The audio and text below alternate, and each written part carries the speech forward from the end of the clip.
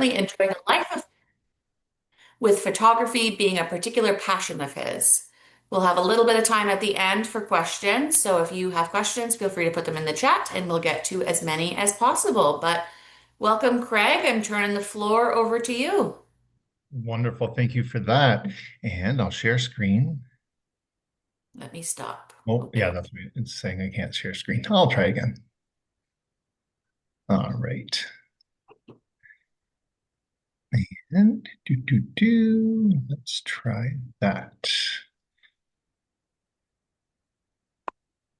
Okay. And then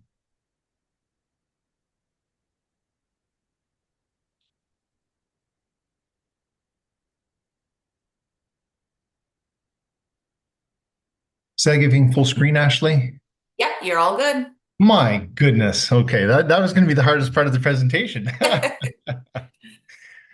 Well, thanks for having me, folks. These sessions where we can't be in the same room together, engaging in dialogue, are always the trickiest, especially with a topic like this. But I'll reach out into cyberspace today and hopefully tweak some ideas or some thoughts or some questions on your part. Um, I know that the team behind the scenes is monitoring the chat, and so I won't be able to see the chat. But if you do have questions along the way, do feel free to put it into the chat.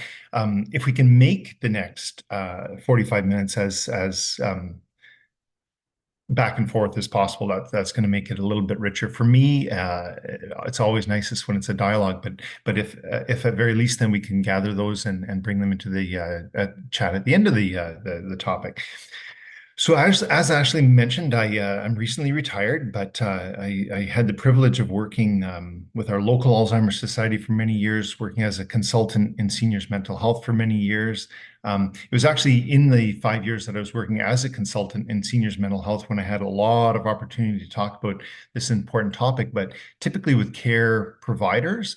And it seems like in the literature, there's an awful lot of information about understanding intimacy in the dementia journey for care providers and for care workers. What we're noticing is that we really need more and more and more information for family members so that they can better understand what's going on and what they can do to best support themselves and best support their loved one living with dementia. So certainly my privilege to jump into that today. So I did want to warn you that I'm kind of famous for using frank language. I won't be swearing or anything like that, but we're going to use frank language as it applies to the discussion on intimacy and sexuality in seniors, especially seniors with dementia. I'm going to have some images involving kissing, hugging, touching. There's not going to be anything too shocking regarding the images, and I chose not to put in video today because we've only got 45 minutes. But if you are concerned about frank conversation or frank language around the topic of intimacy and sexuality, I wanted you to be aware of that and perhaps choose one of the other breakout rooms if that might be more comfortable to you. My language is always supportive. It's going to be supportive of you, and it's always going to be person-centered on the person with dementia. So I hope you're okay to stay with me. So I'm going to frame the discussion with definitions because there's a lot of confusion around definitions regarding intimacy versus sexuality versus sexual expression and sexual health in seniors, especially seniors with dementia. We're going to talk about the brain really quickly of the person with dementia, but more importantly, so that we can break that down into the reasons for some of the behaviors we might see from our loved ones. I'm going to bring that into discussing the needs of the person with dementia as well as your needs as the caregiver, the daughter, the son, the spouse, the partner. And finally, we're going to wrap that up with exploration and management strategies because the whole key is to understand that we've got working brains. We can pivot, we can adapt, we can learn, and with that new knowledge, shift towards different strategies for management and coping for our well-being and for the well-being of our loved one. So, of course, dementia is a set of symptoms affecting memory, thinking, social abilities. It's going to be severe enough to interfere with one's daily life. It can be caused by several diseases, but of course, Alzheimer's is the most common. So, a big part of my job in the last 10 years of my career was working in memory clinics and helping patients to get their diagnosis, but more importantly, working with the families to support them as they adjusted to these impairments, which had certainly gotten to the point of interfering with their daily life by the time that these families had come into my care and to the care of my geriatricians. It's really important to understand that each situation is unique and assessment needs to be individualized. So in our memory clinic, we really tried to better understand exactly what that caregiver was going through. Today's topic is going to be very generic. However, if it tweaks your interest and you're curious for more information, there's wonderful support right in your area to dig a little deeper into this and better understand exactly what's going on. When we talk about dementia, we have to talk about capacity as well too. Capacity is the ability to do something. It's a mental, emotional, or physical ability. Capacity includes the ability to understand, including risks and benefits of one's words and actions. Capacity involves the ability to make a choice and the ability to communicate the choice. Now, capacity is not a requirement to act in one's best interests. I am a 55-year-old man. I make terrible decisions every day, and I'm allowed to make those terrible decisions. I have the capacity to choose my path forward. It's not a requirement to act in one's best interest. It's also not a requirement to make the choice that others think that you should make. So again, you're allowed to make your decisions. You're allowed to make bad decisions. It's not a requirement to be able to justify the choice that you are making. However, that is as it pertains to capable people. Dementia exists on a spectrum, but as the disease progresses, capacity wanes. It's really important to understand that capacity exists on that continuum. You may have the capacity for one thing, but not another thing. In different stages, and as the disease progresses, dementia might incapacitate certain types of decision making, but not others. So I may have the right to choose to hold hands with that person as I'm walking down the hall. I'm certainly going to have the choice to choose what I want to eat, what I want to drink. Is there going to be a point if I were to develop dementia where I wouldn't be allowed to make changes to my will, I wouldn't be allowed to make changes to my power of attorney because the implications of poor choices or ill thought out choices are going to have profound implications. But it's really important when we talk about this disease, especially as it pertains to intimacy and sexuality, that we understand that the people living with dementia continue to have rights. And you'll hear that come back up later in the talk. So again, when we talk about sexual expression refers to how we communicate at a sexual level. Now, sexual behaviors, you see them there, hand holding, grooming, hugging. You may see erotica, pornography, masturbation. Sexting is where we apparently type kinky things back and forth on text. Not something I've ever gotten into myself. Sexual behaviors could involve oral sex and sexual intercourse. Now, sexuality, conversely, refers to our needs and attitudes towards sexual activity and partnerships. Sexuality is biological, psychological, and cultural social. So there's huge implications to do with psychology, huge implications to do with our cultural background, our social norms, our cultural norms, how we were raised, the society we were raised in, the cultural background that we come from. It's going to inform a lot of our thoughts and opinions regarding sexuality. What I found when I was a consultant in seniors mental health is that a lot of workers really, really struggled with the idea of older adults being sexual beings and having sexual needs. And it made a lot of workers really, really uncomfortable, especially when that person had Alzheimer's or dementia. Workers would certainly just struggle with that. Some of the behaviors we might see with dementia might be hypersexuality, where they have a greater appetite for sexual expression. We may see some behaviors that some might interpret as inappropriate. And I'm going to circle back to that topic of inappropriate because it's a real trigger for me. Inappropriate can suggest that it's the person's fault. And never, ever, ever in one of my talks are you going to hear me blaming the person with dementia, because the reality is they have a brain disease that affects their thinking and processing and understanding. And with that, the interpretations and misinterpretations that they may make along the way. And so with that, I try to really steer away from the term inappropriate. However, I do understand that it can make, some of these behaviors can make folks uncomfortable when they're witnessing it in public. We could see sexual overtures to a non-spouse. We could see undressing in public. We could see self-stimulating in public.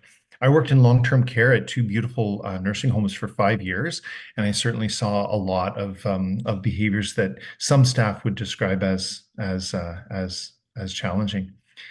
Now, I got a quote here really nicely from one caregiver at a conference for caregivers, sharing their feelings and their experiences. She says, "I realized how much I was losing. I realized how important it was, and I realized it didn't have to be over for me. My husband at this point was still interested, and it was me who was turning off. Part of our lovemaking had always been being intimate and talking and sharing, and he would listen, and that part was going. I had to do some real attitude shifts, and I had to make a lot of adjustments." So that's a spouse who is sharing the fact that she's noticing that this gentleman that she's been married to for the last 50 years is not the same gentleman that he used to be. He's changing as his disease progresses.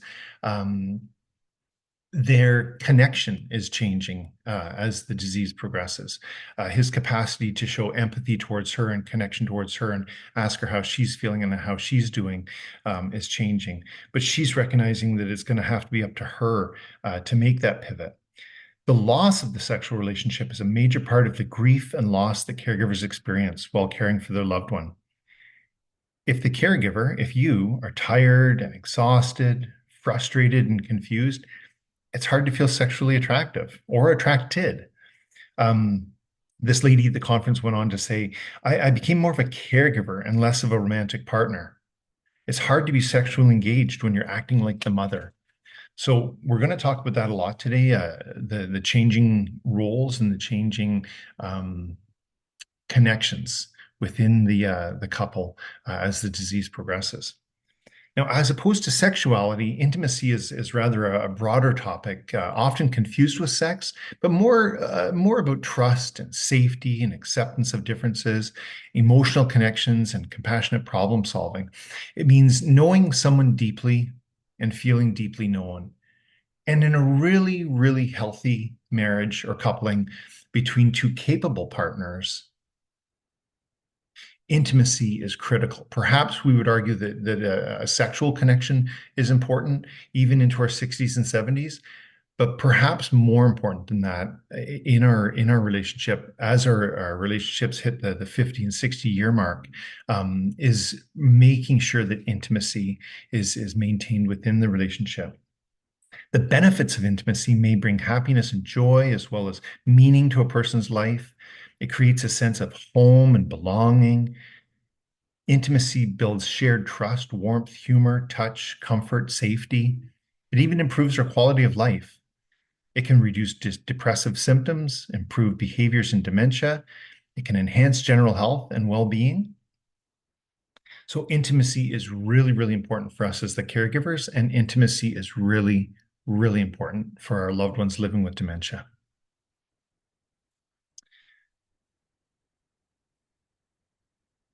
I've had some specialists in the field of intimacy talking about the three T's of intimacy, and the three T's are touch, timing, and talking.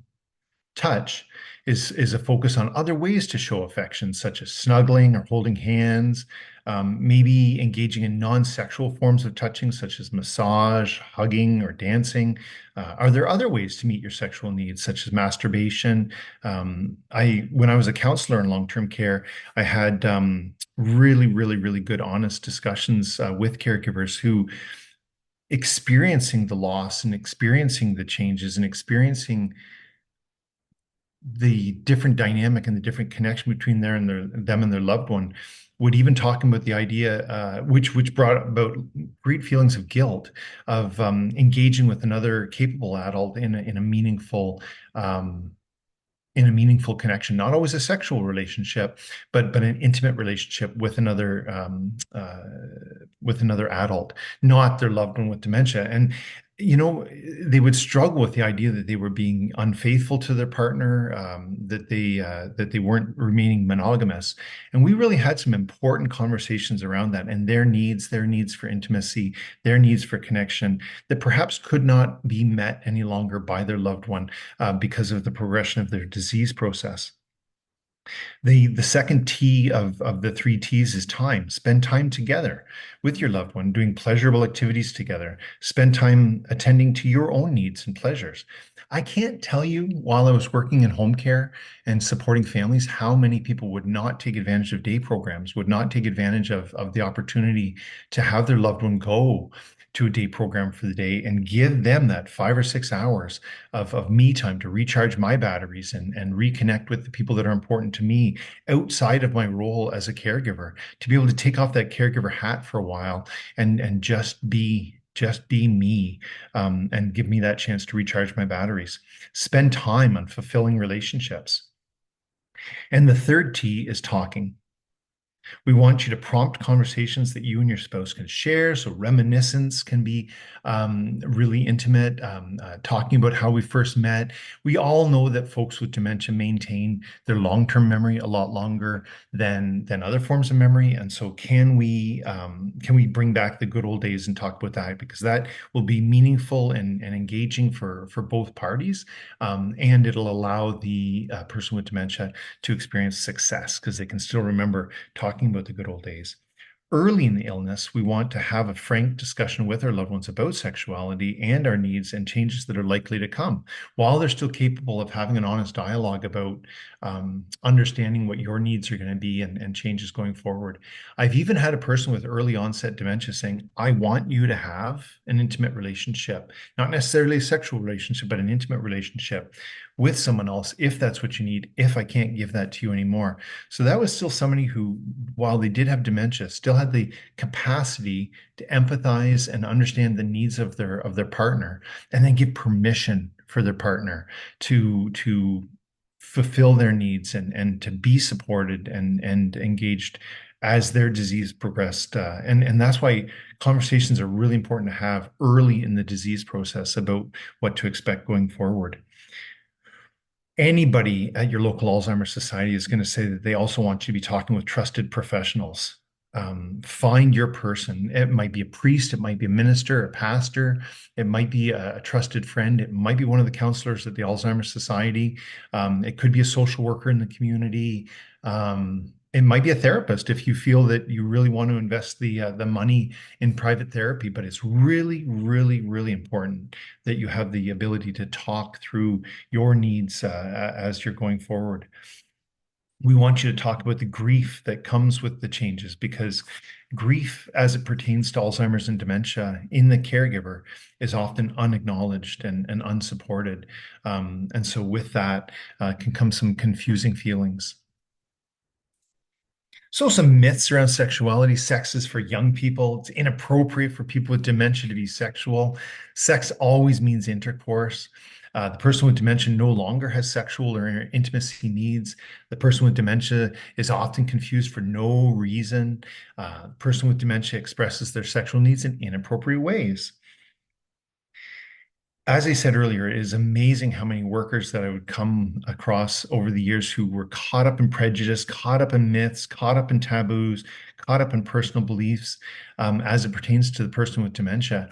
And people were really, really uncomfortable talking about this important topic, but it's critically important that we're having these discussions to break down these myths and break down these misconceptions.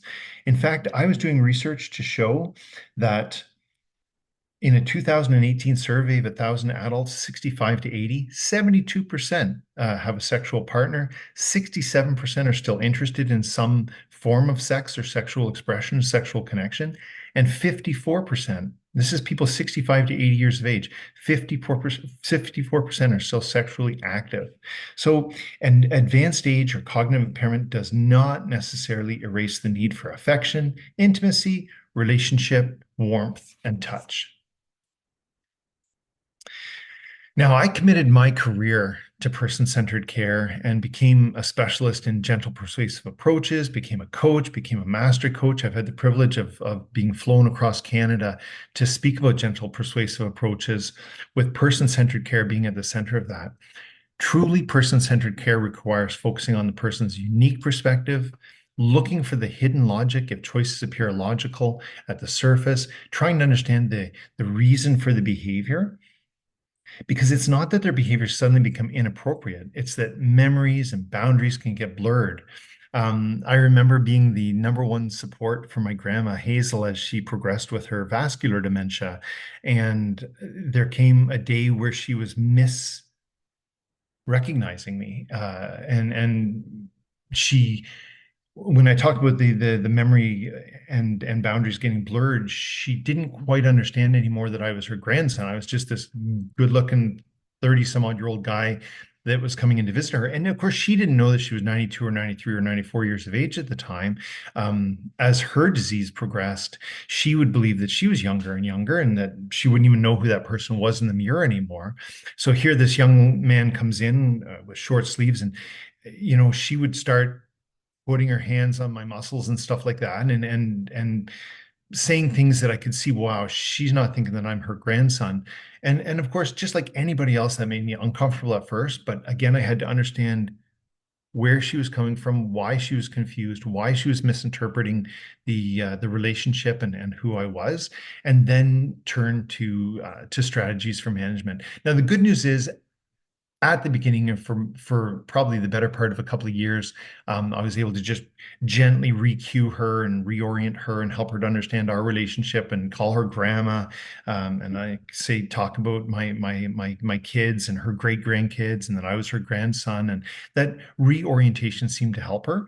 But I remember one Mother's Day where my wife showed up for the Mother's Day, of course, to celebrate with Hazel. And Hazel looks at me and says, "You brought that hussy with you today." And then she kicks me under the table. So it's an adjustment all along the way, as we continue to try to support our loved one, but at the same time understanding where she's coming from and where her behaviors might be coming from. Now, as I mentioned earlier, we have human rights. Our people with dementia have human rights. Long-term care homes have developed resident bills of rights, and actually they're mandated to have this resident bill of rights. The Alzheimer Society has worked with governments across the country to establish the Alzheimer Bill of Rights.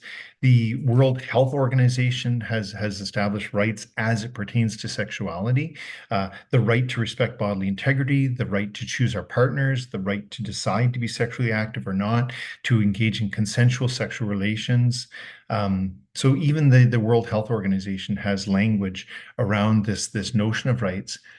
But it was amazing. Regardless of the Resident Bill of Rights and regardless of the Alzheimer Bill of Rights, especially at the Catholic organization that I worked for 5 years, the long-term care home that I worked for 5 years, they were so risk averse and driven by their Catholic values and norms that they would separate spouses, and the man had to live on one unit and the woman had to live on another unit. So after being together for 50 some odd years, you're not allowed to live in the same room anymore because men don't live with women and women don't live with men.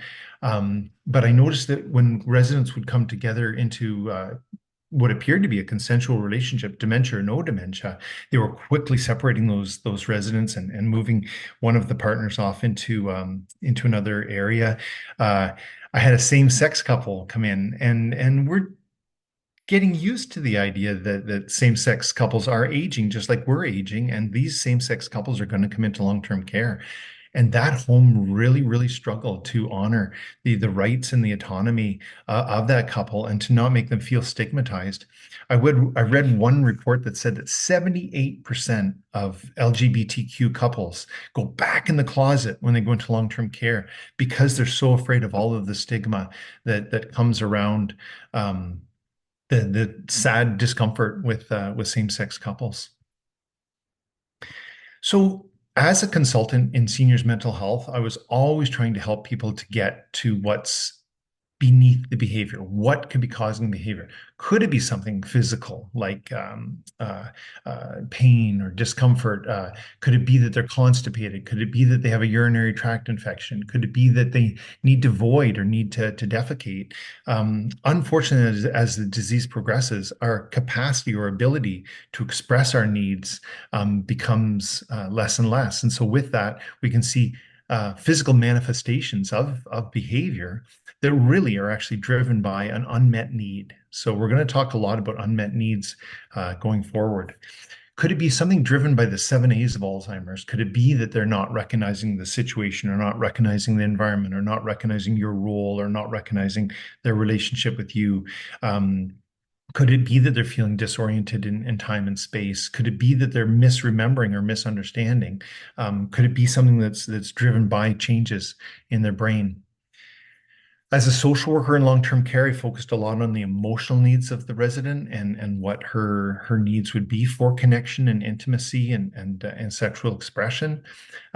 What was she still capable of? What could she still decide? What could she still do for herself? How could she be as autonomous as possible in a world that often does for the person instead of doing with the person? What can she still be the master of? What can she still control?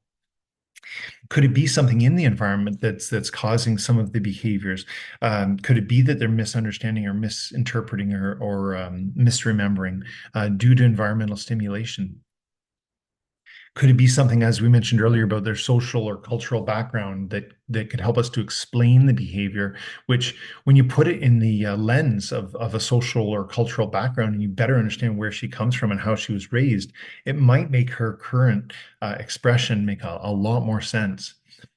Another program that's out there that is available for families is the You First program, which, much like Pieces, helps families to understand what's going on, understand the changes in the person's brain and the behaviors that come with it, flagging those behaviors so we can better understand that there's a reason for the behaviors, interacting and engaging with the person with dementia in a non-judgmental and supportive way, having the ability to step back and reflect and report to others, report to the team, gain support and get support for yourself so that you can feel better able to manage those behaviors going forward and building that team. We're going to come back to talk about team in a few minutes. Now, as you can imagine, I could spend hours talking about the changes in the brain, but I'm going to really, really quickly scan over it. What we're seeing here is a brain that would be seen from the side. And so kind of where the O is of temporal lobe, that's kind of sort of where the eye would be, or pretty close to where the person's eye would be. This person is looking towards the left-hand side of the screen. So if you can imagine where it says occipital lobe, that's the back part of the brain, and where it says frontal lobe, that's the front part of the brain. So they're looking towards the left there. The frontal lobe is one of the parts of the brain that's most impacted by most forms of dementia. The frontal lobe is responsible for planning and organizing and judgment, initiation of activities, emotional control, the ability to appreciate the consequences of one's words or actions. And the frontal lobe is where we would see empathy centered. So the person's capacity to empathize with your needs, appreciate your needs, appreciate the consequences of their words and their actions. This is coming from that frontal lobe. And I would have some really, really good talks with workers that would say that the behavior was purposeful. She's trying to upset me. She's trying to offend me. She's trying to get under my skin.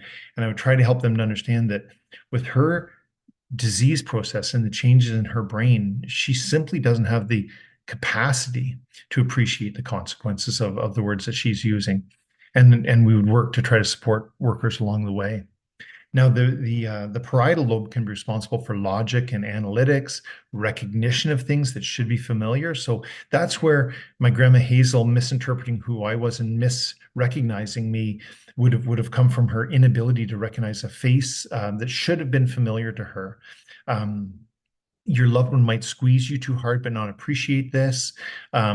We had a father who started hitting on his daughter and making sexual overtures towards his daughter, which was devastating for the daughter at first, until we were able to help her to understand.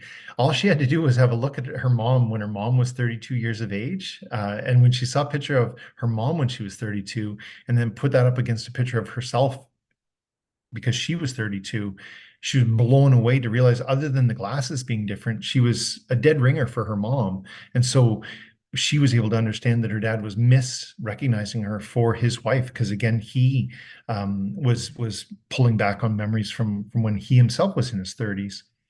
Now, the temporal lobe down there, that horn-shaped thing at the bottom, is responsible for verbal and visual memory, as well as ties to long-term memory.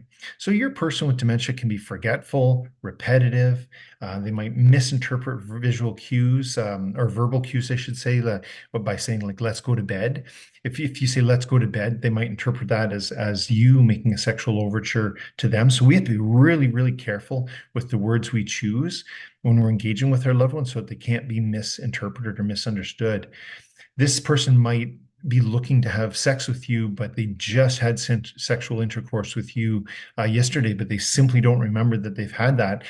What we don't want to be doing with anybody with dementia is arguing or shaming or blaming, embarrassing.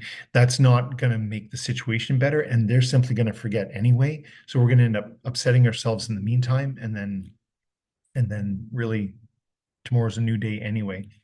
Now, the occipital lobe is responsible for visual processing, depth perception.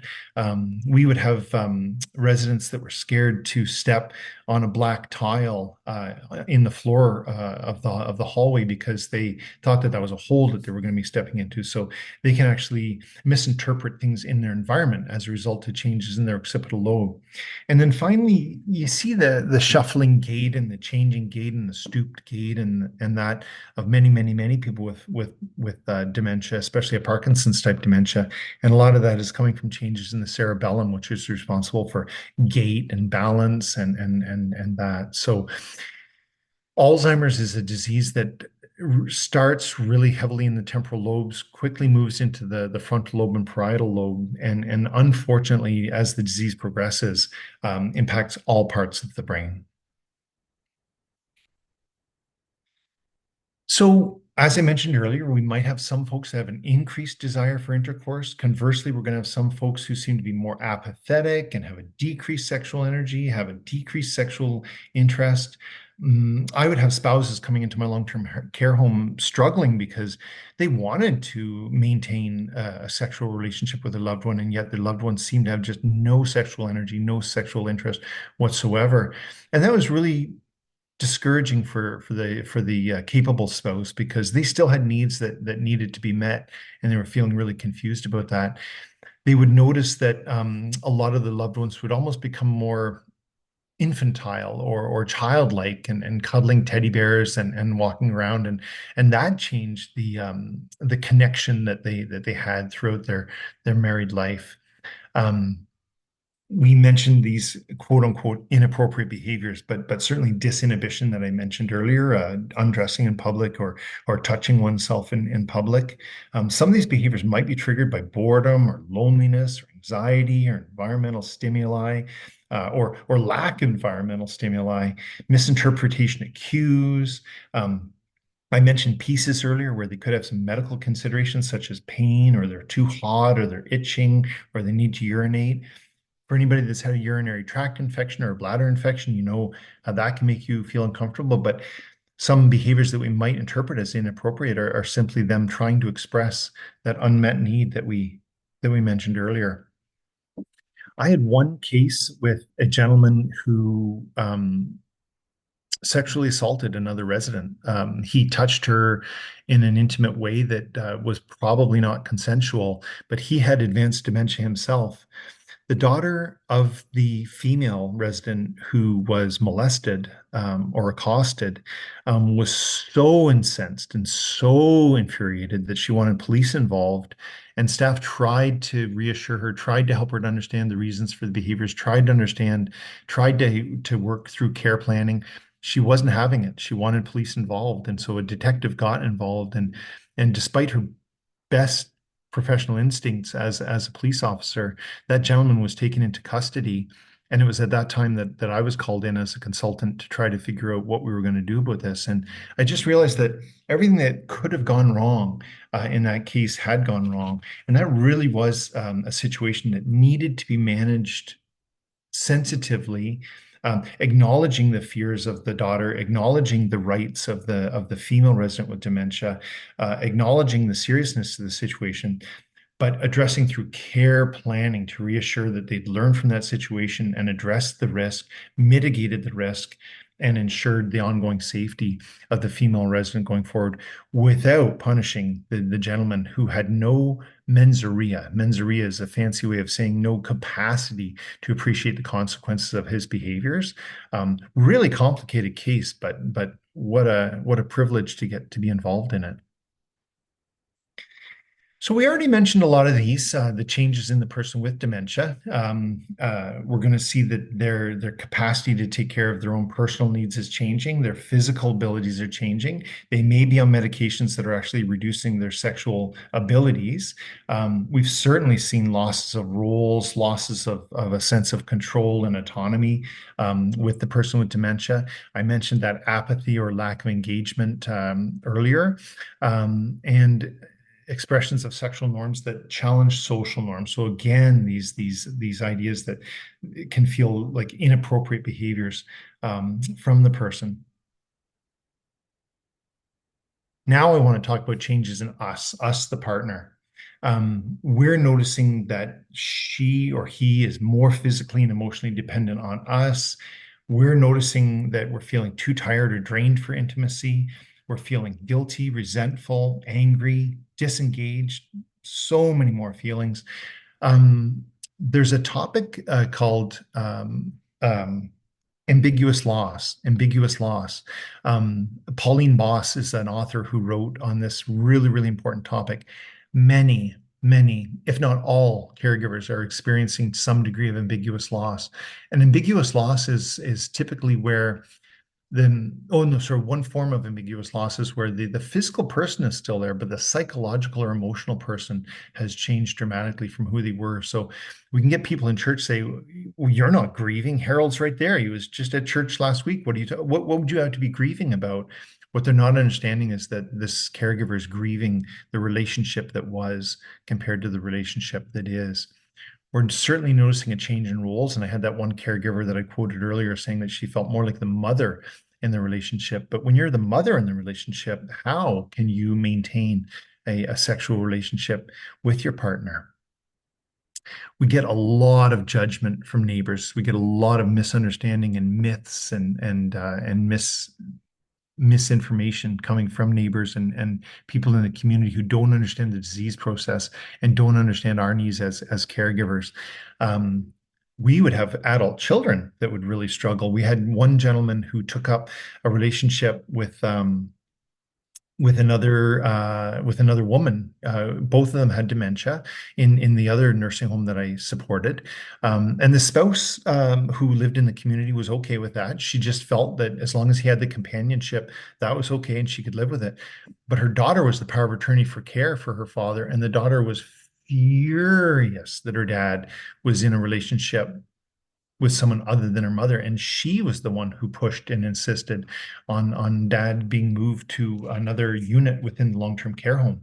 But the sad thing about that was is that led to depression on his part, lack of appetite on his part, losing weight, complete apathy, and that gentleman died within 7 months of that. So really that was an adult child who needed support to better understand why this situation was happening and then how best to manage it while supporting her mom.